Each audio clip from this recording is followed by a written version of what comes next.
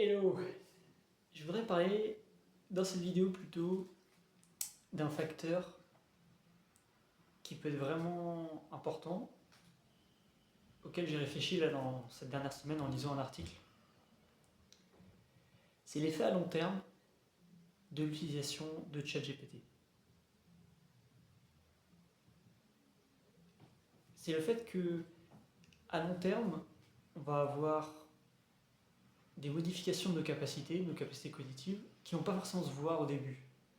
Et c'est sur cet élément-là que j'ai envie d'appuyer dans cette vidéo, que je vais essayer de faire assez courte. Donc c'est une étude qui a été sortie en Indonésie avec des étudiants qui apprenaient les langues, pour lesquels on leur a donné la possibilité d'utiliser du coup ChatGPT pour apprendre. Et ensuite on leur a fait des entretiens qu'on appelle semi-structurés, où on leur pose certaines questions, mais on les laisse assez libres de, voilà, de parler, de présenter, de dérouler leurs pensées, leurs réflexions. C'est un article qui donc est sorti récemment parce que il a été publié en mai 2025.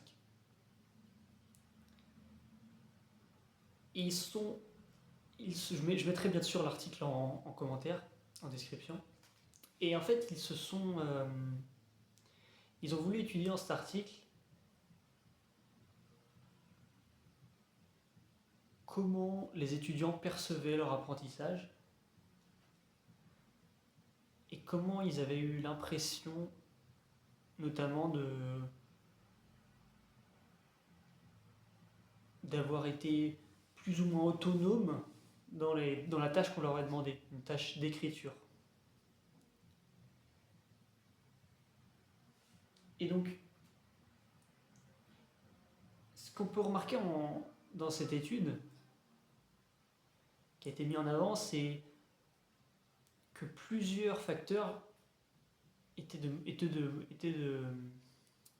moins utilisés pour réaliser la tâche au fur et à mesure du temps où l'outil était utilisé. C'est-à-dire l'engagement cognitif, la créativité, le style personnel d'écriture et les capacités de mémoire, de rétention. C'était en étudiant et en posant des questions aux étudiants, c'était vraiment les compétences qui dans l'étude ressortent comme étant les moins sollicitées en utilisant cet outil. Ce que j'ai trouvé intéressant dans cette étude, c'est d'amener cette notion que parfois on voit une augmentation des capacités d'apprentissage à court terme, qui sont réelles apportées par l'outil, sans voir forcément quels effets ça a sur le long terme. Il y a un effet intéressant qu'ils mettent en avant, en émettant l'hypothèse que certains étudiants vont utiliser ces outils-là comme une béquille au fur et à mesure. C'est que non seulement ça peut atrophier certaines compétences, mais ça va également atrophier la confiance en ses capacités à réaliser une tâche sans l'outil.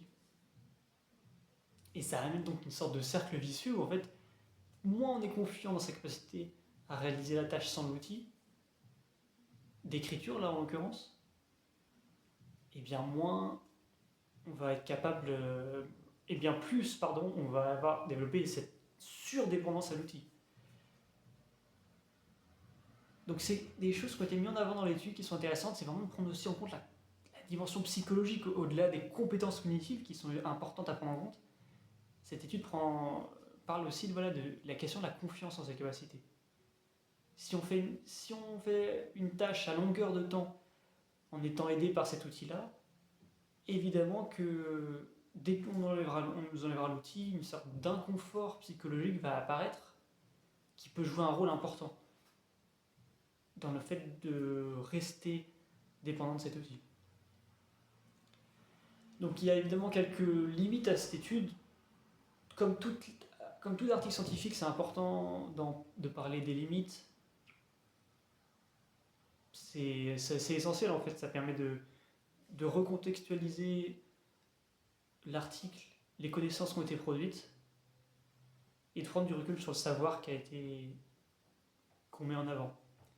Les études que les chercheurs mettent en avant, ici, c'est la potentielle perception subjective des participants quand on les interroge, parce que ces entretiens semi-structurés, et donc il y a ce biais-là qui peut arriver dans les réponses. Et évidemment, une autre limite qui est importante, et j'en avais parlé dans une précédente vidéo, c'est la question de relever les compétences antérieures de chaque individu, de chaque étudiant, pour comprendre dans quel contexte il va utiliser l'outil,